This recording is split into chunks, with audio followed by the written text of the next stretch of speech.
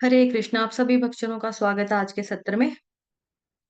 आज हम पढ़ेंगे कैंटो नंबर 1, चैप्टर नंबर 8, जिसका नाम है महारानी कुंती द्वारा प्रार्थना तथा परीक्षित की रक्षा।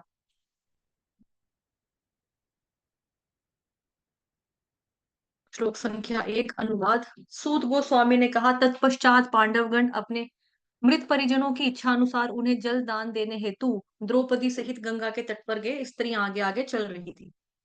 तात्पर्य जगत गुरु श्रील प्रभुपाद द्वारा श्रील प्रभुपाद की जय।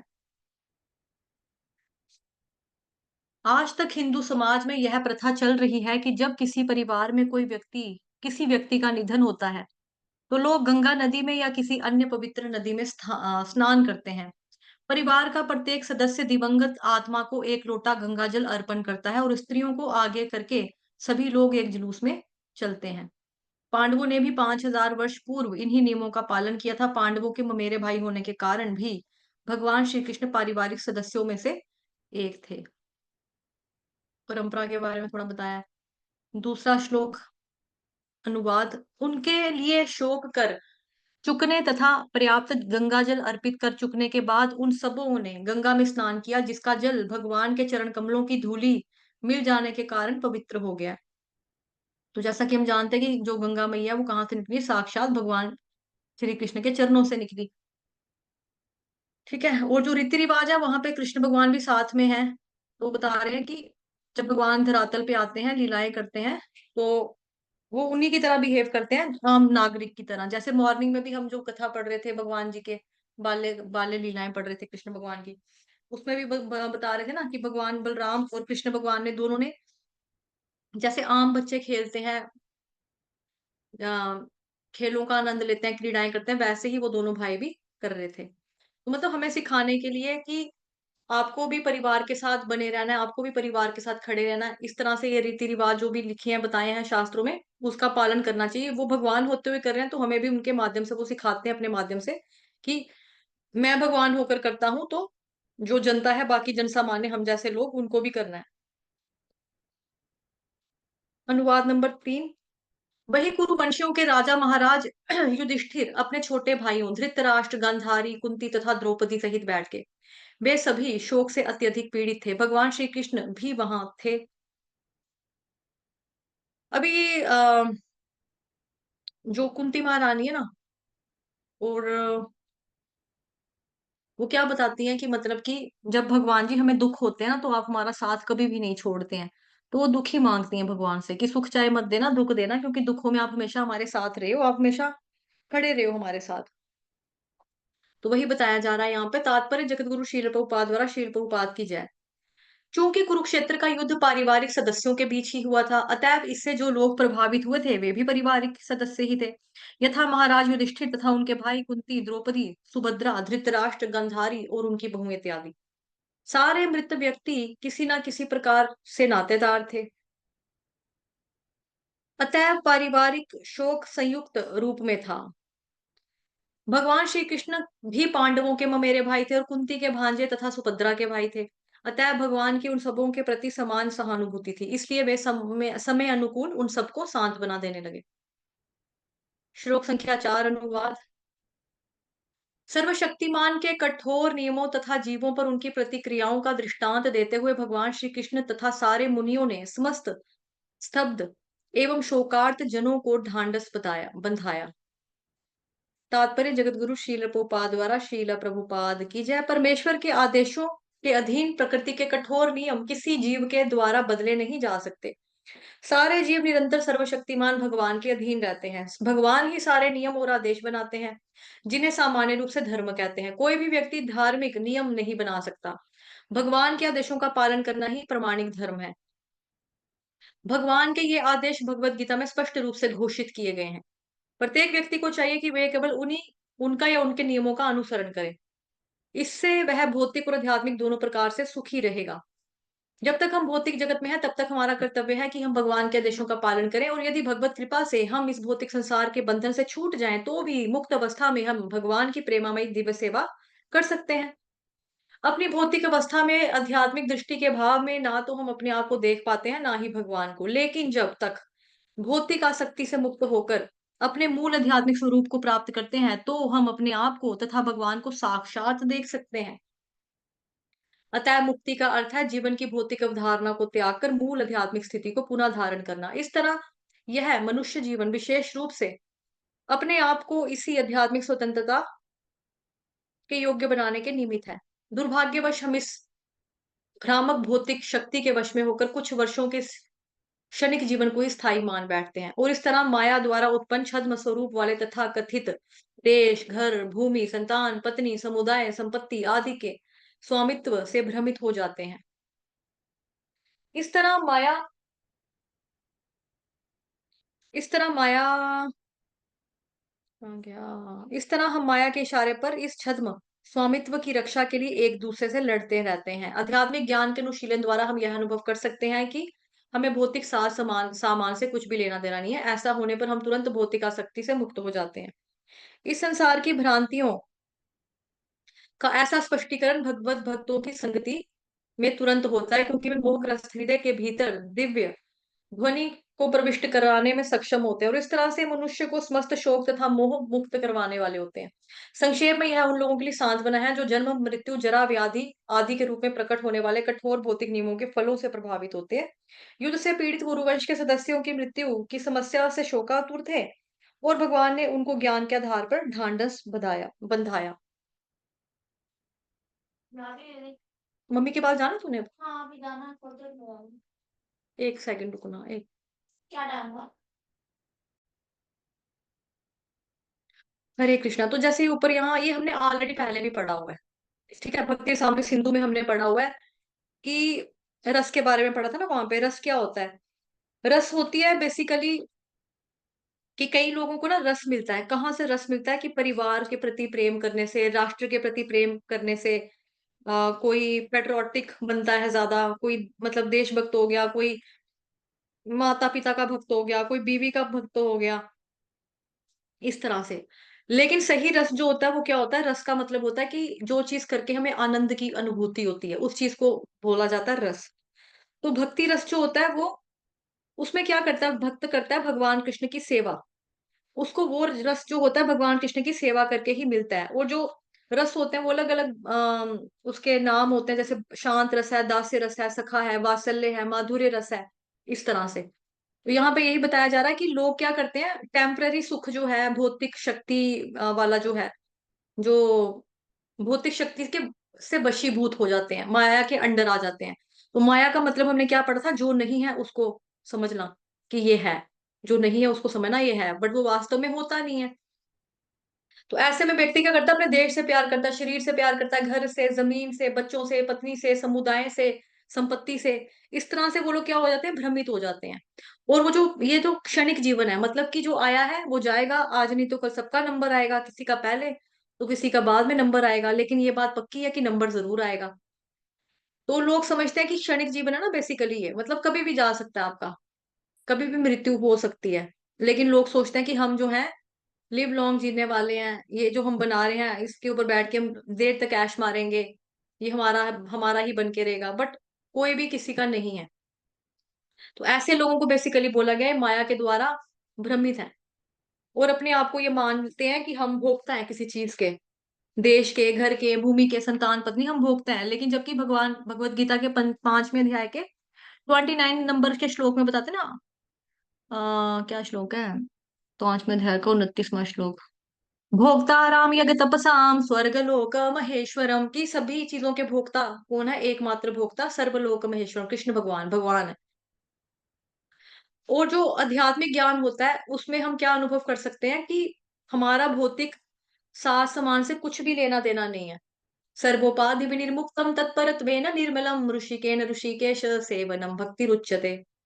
उसमें बताया ना कि आपको आपको भक्ति क्या बोलेंगे, भौतिक कलमशों से दूर करना है अपने आप को, अपनी वास्तविक पहचान प्राप्त करनी है कि जीवन स्वरूप है कृष्ण नित्य दास, और अपनी इंद्रियों को भगवान श्री कृष्ण की इंद्रियों की सेवा करने में लगाना है। भगवान को संतुष्ट करने के लिए करना है, जो भी कार्य करना है उनकी प्रसन्नता के लिए करना है। तो भौतिक चीजें, भौतिक वस्तुएं, भौतिक साज सामान से कोई भी एक आध्यात्मिक व्यक्ति का कुछ भी लेना देना नहीं होता, भक्त का कुछ भी लेना देना नहीं होता।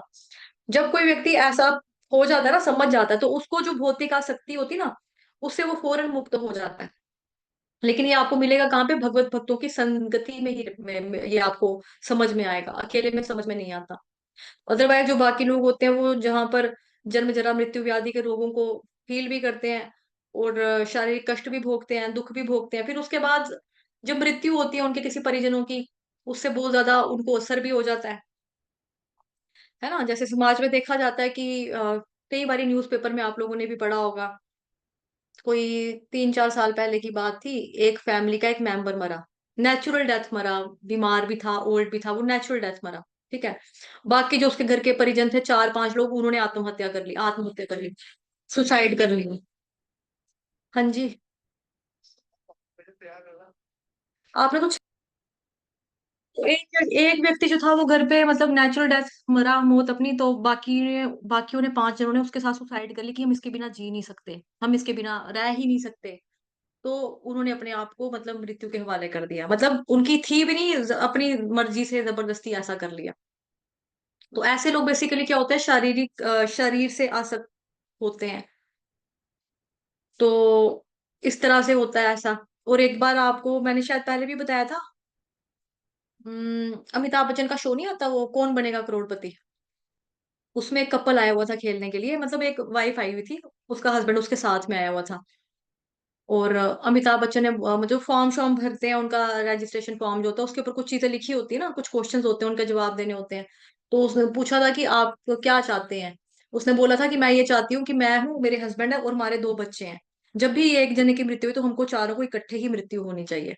चाहे हम एक एक्सीडेंट में मर जाएं, चाहे हम बाढ़ में मर जाएं, चाहे चाहे हम पहाड़ी से कूद जाएं, चाहे हमारे घर पे बिजली गिर जाए, चाहे हमको करंट पड़ जाए, इकट्ठी पड़नी चाहिए, इकट्ठे मरने चाहिए, क्योंकि हम चारों एक दूसरे से इतना प्यार करते हैं कि हम एक दूसरे के बिना रह ही नहीं सकते हैं। तो बेसिकली ऐसी जो बातें होती हैं अज्ञानियों वाली बातें हैं। तीसरी चीज ये है कि जैसे यहाँ पे बताया जा रहा है कि युद्ध से पीड़ित कुरुवंश के सदस्य मृत्यु की समस्या से शोकातुर थे और भगवान जी ने उनको ज्ञान के आधार पर ढांढस बताया, बंधाया। तो जो आप दोपहर वाली कथा कर रहे हैं हम लोग 1 बजे वाली क्लास में, है ना, उसमें हमने हिरण्यकशिपु का पढ़ा कि जब हिरण्याक्ष की डेथ होती है तो उस हिरण्यकशिपु जो होता है दिलासा देता है। ऐसे 4-5 दिन पहले एक और का हमने पढ़ा था, राक्षस का, कि वहां पर वो राक्षस भी जो था वो अपने परिजनों को मृत्यु के ऊपर शोक ना करने के लिए बोलता है, एक तरह का ज्ञान ही दे रहा है। बट वो ज्ञान जो है ना उससे किसी को शुद्धिकरण नहीं होने वाला, बिकॉज वो भगवान का भक्त नहीं है। अब यहाँ पे जो है ऐसा ही सेम ज्ञान जो है भगवान दे रहे हैं कुरु वंश के सदस्यों की मृत्यु की समस्या से। जो कुरु वंश था पूरा का पूरा वो उदास था, शोकातुर था, तो फिर भगवान जी ने उनको ज्ञान दिया। ये वाला जो ज्ञान है ये करेक्ट ज्ञान है, ये सही प्रमाणिक व्यक्ति, प्रमाणिक मतलब भगवान खुद साक्षात दे रहे हैं। और यही ज्ञान जो है हमें भक्तों के मुख से हमें सुनने को मिलता है, तो फिर सही है, हमें समझ में भी आता है। अदरवाइज जो हिरण्यकशिपु हिरण्याक्ष का एग्जाम्पल दिया, और भी पता नहीं 2-4 दिन पहले ही पढ़ी थी कथा, जिसमें था ना कि वो मृत्यु का, जिसमें उसका बच्चा राक्षस बन जाता है, किसका था, किसी को याद है? दोपहर वाले बैच में, दोपहर वाले बैच में निवेदिता माता जी आपको याद है? दोपहर वाले बैच का 1 बजे वाले का, कि उसमें एक राक्षस सेम चीज बता रहा था ना। एक तो हिरण्यकशिपु हिरण्याक्ष वाला बता रहा था, दूसरा कौन था भला? माता जी नाम ध्यान नहीं आ रहा, पढ़ा तो था, याद नहीं आ है रहा ना, दो नाम चार उसका। दिन पहले ही पढ़ा है, हाँ मतलब उस राक्षस पढ़ा का था नाम जी था। माता जी। जी जी। तो वही मतलब कि ऐसे भक्त लोग जो होते हैं ये भी कभी कभी मतलब राक्षस टाइप लोग ये भी अपने फैमिली को ज्ञान देने के लिए आते हैं कि कुछ नहीं हुआ, जो आया है जाएगा, इसमें क्या हो गया, शरीर ही परिवर्तन है। अपने ये कंस मामा भी दे रहा था ना, कंस भी तो देता है। जब उसके 6 बच्चे मारता है, अपनी बहन देवकी के 6 बच्चे मारता ना, पहले वाले 6-7 बच्चे जो उसने मारे होते हैं, उसके बाद वो रिहा कर देता है, आजाद करता है अपनी बहन और जीजा को। फिर वहां पे जाकर कहता है ये तो इन्हीं 6-7 पुत्रों की अपने ही कर्मों का फल था, जो 8 लड़की थी साथ में वो तो बिजली बन के उड़ गई, जो पहले के 6 बच्चे लड़के मरे हैं उनका तो अपना कर्मों का कसूर था। मेरे को तो भगवान जी बस ऐसे ही नियत वो बनाया है, मेरा तो तुमसे प्यार है, अगर मैं तुम्हें भी विजाद ना करूं तो लोग मेरे पे थूकेंगे, ये करेंगे वो करेंगे, है ना? तो एक तरह से वो भी ज्ञान ही वहां पे बांट रहा है कि ये भगवान जी के कर्मों का है, ये मतलब भगवान कर्मों के फलों के हिसाब से दे देते हैं। बट ऐसा वाला जो ज्ञान होता है, वो उसके ऊपर हम चर्चा ज़्यादा नहीं कर सकते हैं। ज़्यादा हमारे को वो सीरियस मतलब हमारे दिल को टच नहीं करता वो। हम ये नहीं सोच सकते कि हाँ, है तो ये देखो राक्षस, लेकिन देखो बातें कितनी इसको आती हैं, इसको पता है, इसको मालूम तो है भगवान के बारे में।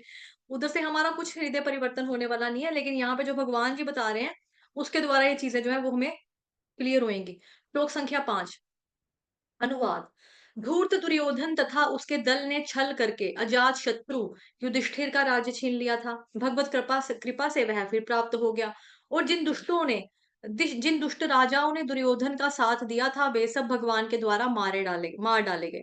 अन्य लोग भी मारे गए क्योंकि महारानी द्रौपदी के केशों को पकड़कर खींचने से उनकी आयु क्षीण हो चुकी थी। सही बात है। तात्पर्य जगत गुरु शील प्रभुपाद द्वारा शील प्रभुपाद की जय। गौरवपूर्ण दिनों में भाव्य प्रभु जी यहाँ से पढ़ना पानी की मैंने मोटर लगाई थी। हैंड रेस करना प्रभु जी कहाँ हो? जय पढ़ो। तात्पर्य श्रील प्रभुपाद द्वारा श्रील प्रभुपाद की जय। गौरवपूर्ण दिनों में या कलयुग के आगमन के पूर्व ब्राह्मण, गाय, स्त्री, बालक तथा वृद्ध पुरुषों की समुचित रक्षा की जाती थी। एक ब्राह्मणों की रक्षा से आध्यात्मिक जीवन प्राप्ति के लिए नितांत वैज्ञानिक संस्कृति वरना हरे कृष्णा बस प्रभु जी मैं आ गई। तात्पर्य जगतगुरु श्रील प्रभुपाद द्वारा श्रील प्रभुपाद की जय। गौरवपूर्ण दिनों में या कलयुग के आगमन के पूर्व ब्राह्मण, गाय, स्त्री, बालक तथा वृद्ध पुरुषों की समुचित रक्षा की जाती थी। ठीक है। तो जैसे ऊपर यहाँ तात्पर्य में बता दिया ना कि द्रौपदी के बालों से खींचा तो उससे आयु जो थी क्षीण हो चुकी थी उधर की लोगों की, क्योंकि बड़े सारे लोग इन्वॉल्व थे, कुछ तमाशबीन बन के तमाशा देख रहे थे, है ना? कईयों ने लड़की को मतलब इंसाफ दिलाने के लिए कुछ बोला नहीं, जैसे आजकल हो रहा है। तो आजकल भी जो ये लोग लड़कियों के साथ इस तरह से हरकतें कर रहे हैं, गलत कर रहे हैं, ब्राह्मण, गायें, स्त्री, बालक और बूढ़ों के ऊपर जो अत्याचार करते हैं, तो वो भी अपनी आयु को एक तरह से कम कर लेते हैं। तो ये हमारे शास्त्रों में लिखा हुआ है कि ये चीज़ हमें नहीं करनी चाहिए। तात्पर्य जगतगुरु शील प्रभुपाद द्वारा शील प्रभुपाद की जय। गौरवपूर्ण दिनों में या कलयुग के आगमन के पूर्व ब्राह्मण की, गाय की, स्त्री की, बालक की तथा बूढ़े बुजुर्गों की समुचित रक्षा की जाती थी। पहला पॉइंट आ गया ब्राह्मणों की रक्षा से आध्यात्मिक जीवन प्राप्ति के लिए नितांत वैज्ञानिक संस्कृति वर्णाश्रम व्यवस्था का पालन होता है। सेकंड पॉइंट है गायों की रक्षा से भोजन का चमत्कारी रूप अर्थात जीवन के उच्च आदर्शों को समझने के लिए मस्तिष्क के सूक्ष्म तंतुओं को बनाए रखने वाला दूध मिलता रहता है। तो पहली माता हमारी होती है खुद की मम्मा माता, ठीक है, जो हमें जन्म देती है। दूसरी माता गाय, मम्मा हमें कितना टाइम दूध पिलाती है, 6 महीने पिलाती है, साल पिला लेती है। आजकल की मॉडर्न माएँ तो पिलाती ही नहीं है कइयों को, ठीक है? और फेरेक्स वगैरह, सेरेलैक वगैरह ऐसी चीज़ें आती हैं, बच्चे इस पे पलते हैं। लेकिन जो गौ माता का दूध होता है, गाय का दूध जो होता है ना, ये बेचारी हमको पूरी ज़िंदगी दूध देती रहती है।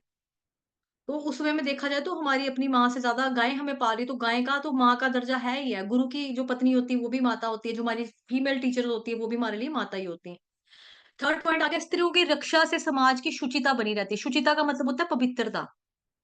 अगर औरतों की रक्षा होगी तो समाज में क्या होगा? पवित्रता बनी रहेगी क्योंकि उसको कोई पराया पुरुष आके हाथ नहीं लगाएगा ना, कोई आदमी किसी की इज़्ज़त के ऊपर हाथ नहीं डालेगा। तो ऑटोमैटिकली क्या होगा समाज में जो स्त्रियाँ हैं, वो उनकी सुरक्षा बनी रहेगी। उस वजह से क्या होगा समाज में शांति फैलेगी। सुस्थिरता होगी और जीवन की उन्नति के लिए हमें अच्छी संतति मिलती है।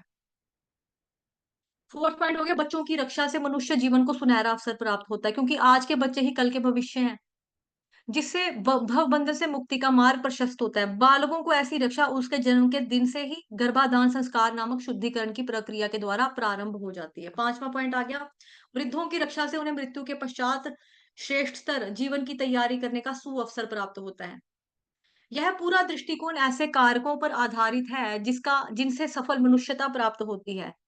इसके विपरीत सजावटी कुत्तों तथा बिल्लियों की सभ्यता है। जो इन चीजों को नहीं फॉलो करा तो वो क्या है? सजावटी कुत्ते और बिल्ली की तरह। उपर्युक्त निर्दोष प्राणियों का वध सर्वथा वर्जित है। जो ऊपर प्राणियों के बारे में बताया है, जैसे ब्राह्मण हो गया, स्त्रियाँ होगी, बच्चे हो गए, बूढ़े हो गए, इनकी रक्षा करने के बारे में बताया गया। और अगर कोई इनको डिसरिस्पेक्ट भी करता है ना, तो उनकी जो आयु होती है वो क्षीण हो जाती है क्योंकि देखो घर पे सबके बड़े-बुजुर्ग होते हैं। हमारे ग्रुप में भी कई बड़े-बुजुर्ग हैं। अगर आप किसी बूढ़े व्यक्ति को पैरी पहना पंजाबी में बोलते हैं, चरण वंदना करोगे, प्रणाम करोगे, तो वो आपको क्या बोलेगा? जीते रहो। जीते रहो का क्या मतलब हुआ? ज़िंदे रहो, सलामत रहो, सही सलामत रहो, तुम्हारी उम्र लंबी हो बच्चे। इस तरह से वो आशीर्वाद ही देते हैं ना जो बुजुर्ग होते हैं।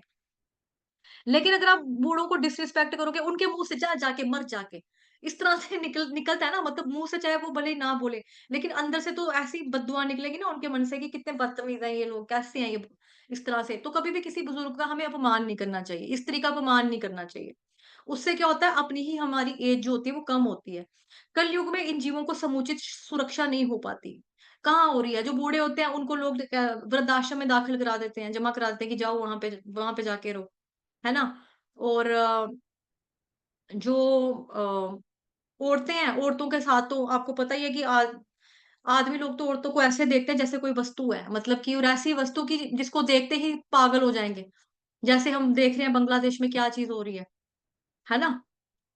तो उससे क्या होता है, ये चीज़ें गलत हैं और इसी वजह से हमारी जो जनरेशन है उसकी आयु जो है वो काफ़ी कम हो चुकी है, क्योंकि इन लोगों की प्रॉपर सुरक्षा नहीं हो पा रही। अब कोई बच्चा है, कई केसेस होते हैं ऐसे, उसको बचपन में ही उसकी मम्मा ने पैदा करके उसकी मम्मा की डेथ हो गई। ऐसे में उसका जो पिता होता है वो सोचता है यार मैं आदमी हूँ, आदमी जात कहाँ से सँभालेगा बच्चा? घर के काम करे, बच्चे को दूध पिलाए, बच्चे को स्कूल तैयार करके भेजूँगा या अपना रोज़ी-रोटी के लिए नौकरी-शोकरी जो करनी है वो करूँगा। ऐसे में वो कई बारी व्यक्ति क्या सोचता है कि दूसरी शादी करना है ना ठीक होगा। अब जो दूसरी मम्मा होती है, हर एक सौतेली मम्मा अच्छी भी नहीं होती, तो गलत मम्मा मिल जाती है उस बच्चे को। तो उसको प्रॉपर वे में प्यार नहीं मिल पाता, उसकी सुरक्षा नहीं होती, ठीक है? इस तरह से तो ये चीज़ें हमारे समाज में चलती है। दूसरा आ गया ब्राह्मण के लिए।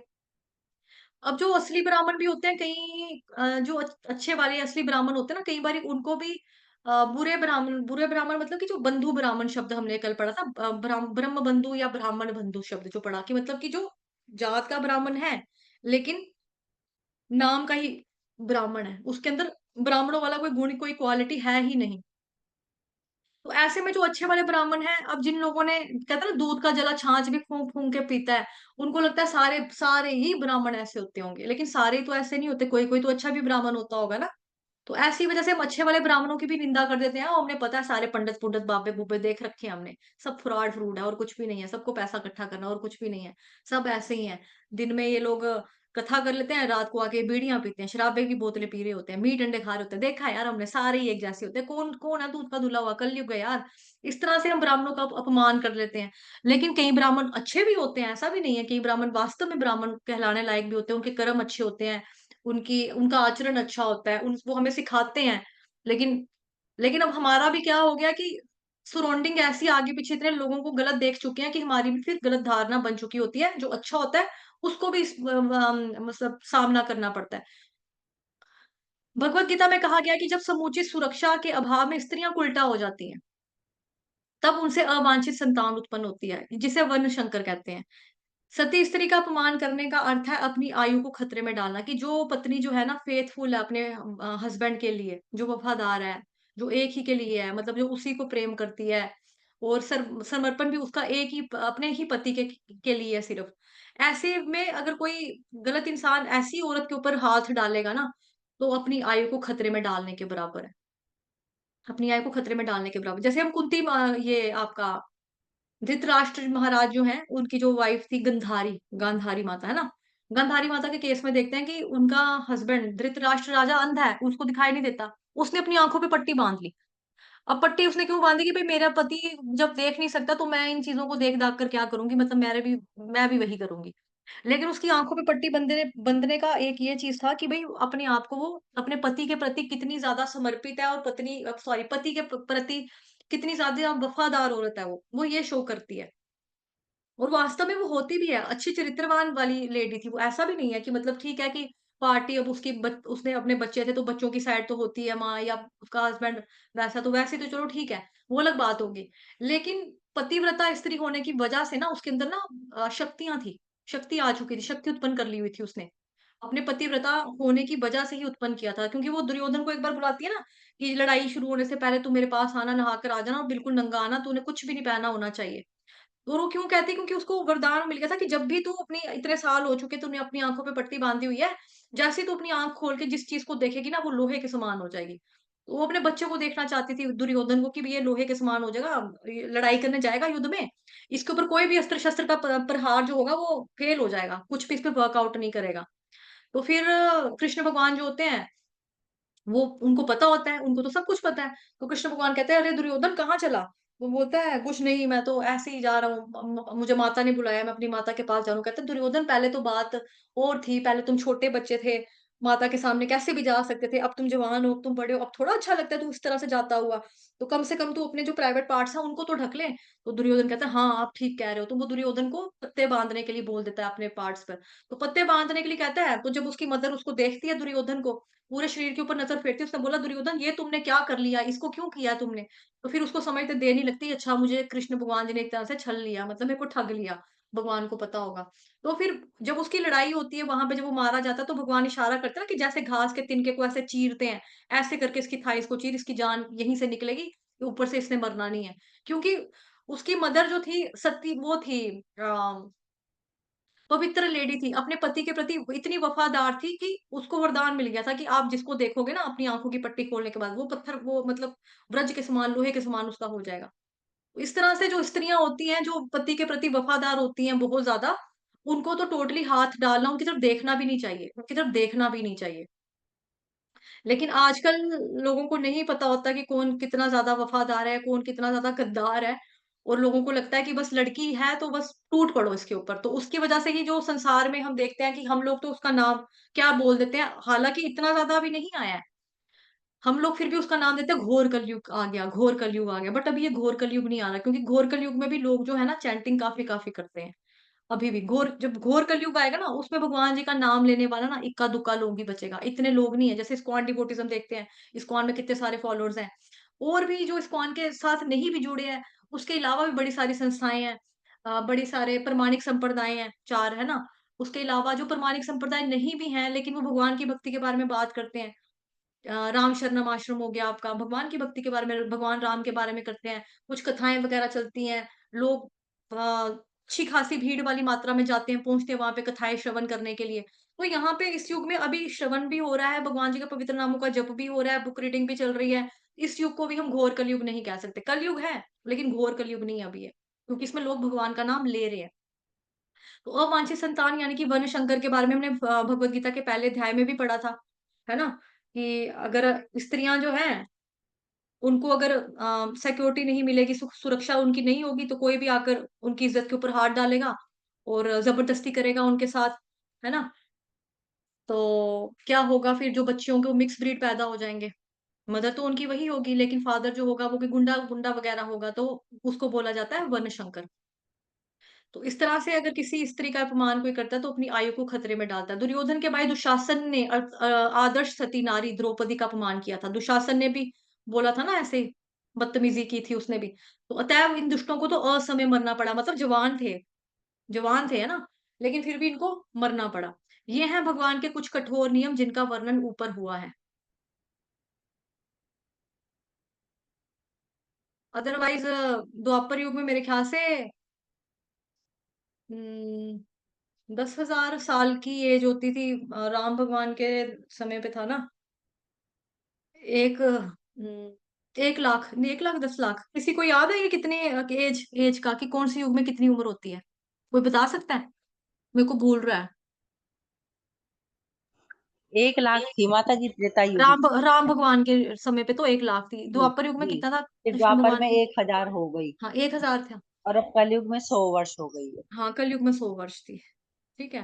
तो इस तरह से, तो उस हिसाब से यहाँ पे बताया जा रहा है 1000 साल के कहाँ हुए थे ये लोग, मतलब कि जवानी में मरा ना, दुशासन हो गया, दुर्योधन हो गया, इतना ज़्यादा तो नहीं थी इनकी एज।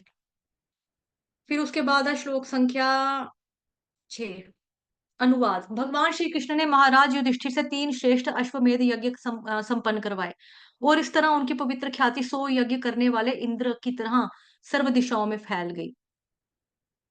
तात्पर्य जगतगुरु शील प्रभुपाद द्वारा, शील प्रभुपाद की जय। यह महाराज युधिष्ठिर द्वारा अश्वमेध यज्ञ संपन्न किए जाने की भूमिका जैसी है। स्वर्ग के राजा इंद्र के साथ महाराज युधिष्ठिर की तुलना महत्वपूर्ण है। स्वर्ग के राजा अपने ऐश्वर्य में महाराज युधिष्ठिर की अपेक्षा हजारों गुना बढ़कर है, तो भी महाराज युधिष्ठिर की ख्याति कम नहीं थी। इसका कारण यह है कि महाराज युधिष्ठिर भगवान के शुद्ध भक्त थे और भगवत कृपा से ही वे स्वर्ग के राजा इंद्र के तुल्य थे। यद्यपि उन्होंने केवल 3 यज्ञ संपन्न किए, जबकि स्वर्ग के राजा ने पूरे 100 यज्ञ किए थे। यह भगवत भक्त का विशेष अधिकार है। ये जो ऊपर स्वर्ग लोक में बैठकर इतना जो 100 यज्ञ कर रहे हैं, वो ज़मीन पे बैठ के भगवान जी का अगर भक्त है, ज़मीन पे बैठ के 3 यज्ञ कर लिए, तो 100 के बराबर हो गया। मतलब मेन बात क्या है? भगवान जी का भक्त होना चाहिए, भगवत भक्त। ये क्वालिटी है। तभी।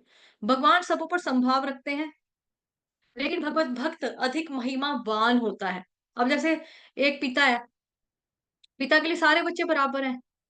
पापा ने बच्चे को पॉकेट मनी दी, 2 बच्चे हैं पापा के, पापा ने दोनों बच्चों को 20-20 रुपए दे दिए, ठीक है? 20-20 रुपए दे दिए कि ये लो आपका जेब खर्चा, जो चीज़ लेनी है खाओ-पियो अपना। एक बच्चा गया अपना 20 रुपए दिए, एक बच्चे ने 10 रुपए का लिया कुरकुरे का पैकेट, एक ने उसी बच्चे ने लिया 1 चॉकलेट, उसने अकेले बैठ के खा लिया। जो दूसरा बचा था उसने ले लिया 10 रुपए का एक पेन और 10 रुपए की एक चॉकलेट उसने ले ली। पापा की गोद में आया, "पापा एक बाइट आप भी खा लो, थोड़ा-सा खा लो पापा, ये पेन मैं आपके लिए लाया हूँ।" पापा को ज़्यादा खुशी किसके लिए होगी? जो पापा ने ही पैसे दिए, दोनों को दिए, खाने के लिए दिए, लेकिन एक बच्चा अपने पूरा खा गया, एक बच्चा खा भी मतलब पापा को खिला भी रहा है साथ ही में और पापा को पेन भी गिफ्ट कर रहा है कि आपके लिए लाया हूँ। तो पापा का ज़्यादा प्यार, विशेष स्नेह किसके साथ होगा? उसके लिए होगा ना जिसने दिया पापा को। ऐसे ही जो भगवान जी के भक्त हैं, यहाँ पे बताया जा रहा है भगवान जी जो है समभाव है, सबके प्रति एक ही नज़रिया, एक ही जैसा प्रेम है। लेकिन फिर भी जो भगवान का भक्त होता है वो अधिक महिमावान होता है। उसको ज़्यादा प्रायोरिटी दी जाती है क्योंकि वह सदैव महानतम के संपर्क में रहता है।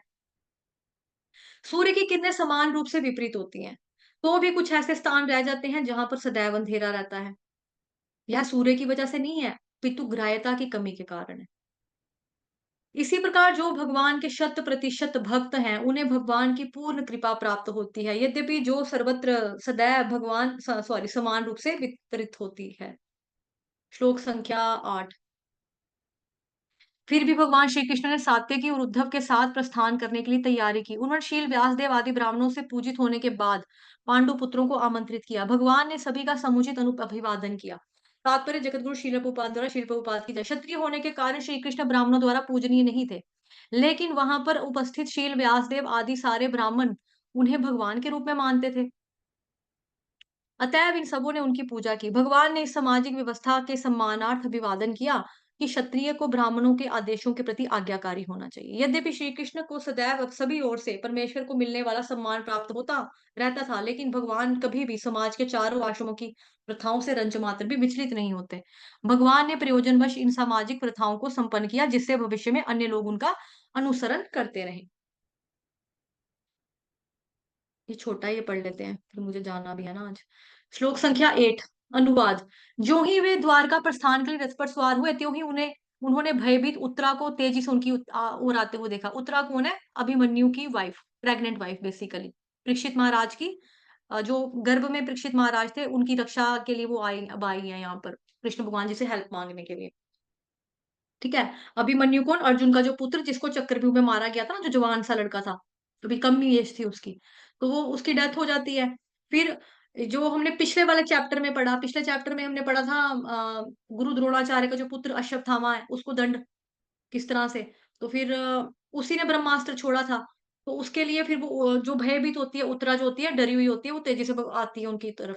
तात्पर्य जगत गुरु शिल प्रभुपाद द्वारा शील प्रभुपाद की जय। पांडव कुल के सारे सदस्य अपनी रक्षा के लिए भगवान पर ही आश्रित थे। अतः भगवान समस्त परिस्थितियों में उनकी रक्षा करते थे। वैसे तो भगवान सबकी रक्षा करते हैं, किंतु जो लोग उनके ऊपर पूर्ण रूपेण से निर्भर रहते हैं, उनका विशेष रूप से वो ख्याल रखते हैं। पिता अपने नन्हे पुत्र के प्रति विशेष सतर्क रहता है क्योंकि वह पिता पर पूरी तरह से आश्रित होता है। जैसे बड़ा बच्चा है कोई, तो बड़ा बच्चे को तो बोलेंगे, "ओ इधर आ जा, इधर आराम से आकर बैठ जा।" लेकिन छोटा बच्चा अगर होगा, वो बार-बार स्विच की तरफ जाएगा, है ना? वहाँ पे उँगली डालने की ट्राई करेगा, स्विच बोर्ड जो लगे होते हैं। उसके पापा उसको गोदी में उठाएँगे ना कि इसको समझ ही नहीं, इसको कुछ पता ही नहीं है अभी। जैसे कोई बच्चा होगा वो बोलेगा कि मैंने ये खाना है और अपना खाना खुद से बना भी लेगा। लेकिन जो माता को पता है कि मेरा बच्चा बेचारा ये कुछ भी नहीं कर सकता, बिल्कुल छोटा है, शिशु है, तो वो पूर्ण रूप से अपने पेरेंट्स के ऊपर डिपेंडेंट है ना। इसी तरह से जो कृष्ण भगवान जी के यहाँ पे बताया जो पांडु है, पांडव पांडव कुल के जितने भी लोग हैं, वो पूरे कंप्लीटली भगवान जी के प्रति ही सरेंडर था उनका, भगवान जी के ऊपर ही डिपेंडेंट थे। क्योंकि भगवान जी ने हर हाल में उनकी हेल्प की थी, हर हाल में भगवान ने रक्षा की थी। और भगवान पूर्ण रूप जो भगवान जी के प्रति पूर्ण रूप से निर्भर हो जाता है ना, फिर भगवान जी भी कहते हैं कि इसका मेरे सिवा कोई सहारा ही नहीं है। ये अगर मैं इसको नहीं देखूँगा तो कोई इसको और देखने वाला ही नहीं है। तो फिर भगवान भी पूरा का पूरा उस तरह से आश्चर्य जो होते हैं अपने भक्तों को प्रदान करते हैं।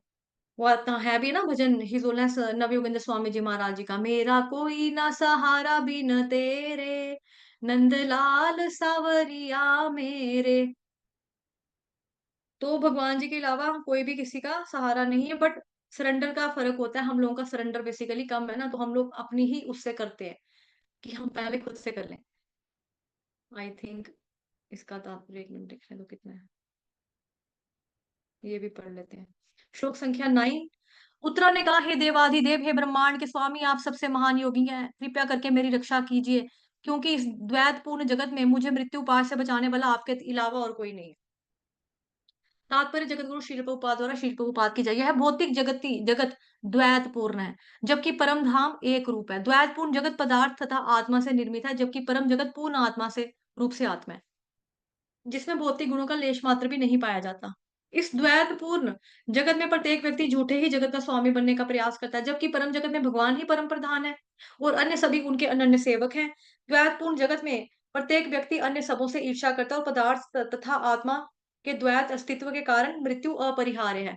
शरणागत जीव के लिए भगवान ही एकमात्र अभयदाता है। भगवान के चरण कमलों की शरण ग्रहण किए बिना कोई भी इस भौतिक जगत से अपने आप को मृत्यु के क्रूर पंजे से नहीं बचा सकता। श्लोक संख्या 10।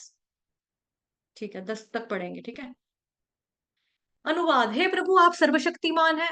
एक दहकता हुआ लोहे का बाण मेरी ओर तेजी से आ रहा है। हे प्रभु, यदि आपकी इच्छा हो तो भले ही मुझे जला दे, लेकिन यह मेरे घर को जलाकर गर्भपात ना करे। हे प्रभु, प्लीज कृपया मेरे ऊपर आप इतना अनुग्रह करें। तात्पर्य जगतगुरु शील प्रभुपाद द्वारा शील प्रभुपाद की जाए। यह घटना उत्तरा के पति अभिमन्यु की मृत्यु के बाद की है। अभिमन्यु की विधवा पत्नी उत्तरा अपने पति का अनुसरण करती, लेकिन वह गर्भिणी थी। मतलब अनुसरण करती कि मतलब साथ ही वो चाहती तो सती चिता में जलकर सती हो सकती थी, लेकिन वो प्रेग्नेंट थी, उसके अंदर एक और जान पड़ रही थी, तो उसने ऐसा नहीं किया। परम भगवान के भक्त महाराज परीक्षित उसके गर्भ में थे, अतः उसकी रक्षा करना उसका परम धर्म था। माता के ऊपर बहुत बड़ा उत्तरदायित्व होता है कि वह शिशु की सभी तरह से रक्षा करे। अतः भगवान श्री कृष्ण के समक्ष अपनी बात कहने में उत्तरा लज्जाई नहीं। उत्तरा एक महान राजा की पुत्री, एक महान वीर की पत्नी और एक महान भक्त की शिष्या थी। बाद में वह एक श्रेष्ठ राजा की माँ भी बनी। वह सभी प्रकार से भाग्यशालिनी थी। मन तो कर रहा है पढ़ने का, लेकिन मेरे को डॉक्टर के पास जाना है थोड़ा। ठीक है, तो आज के लिए इतना ही। तो वाञ्छाकल्पतरुभ्यश्च कृपा सिन्धुभयेव च पतितनां पावनेभ्यो वैष्णवेभ्यो नमो नमः। अनंत कोटि वैष्णव वृंद की जय। जगत गुरु श्री प्रभुपाद की जय। श्री कृष्ण चंद्र भगवान की जय। ग्रंथराज श्रीमद् भागवतम महापुराण की जय। आप सभी भक्तों की जय। हरे कृष्ण कृष्ण कृष्ण कृष्ण हरे कृष्ण हरे, हरे हरे राम राम राम राम राम हरे हरे हरे कृष्ण कृष्ण कृष्ण कृष्ण कृष्ण कृष्ण हरे कृष्ण हरे, हरे हरे हरे हरे हरे राम राम राम राम राम हरे हरे हरे। हरे हरे कृष्ण कृष्ण कृष्ण कृष्ण कृष्ण हरे हरे, हरे हरे राम राम राम राम राम हरे राम हरे। हरे हरे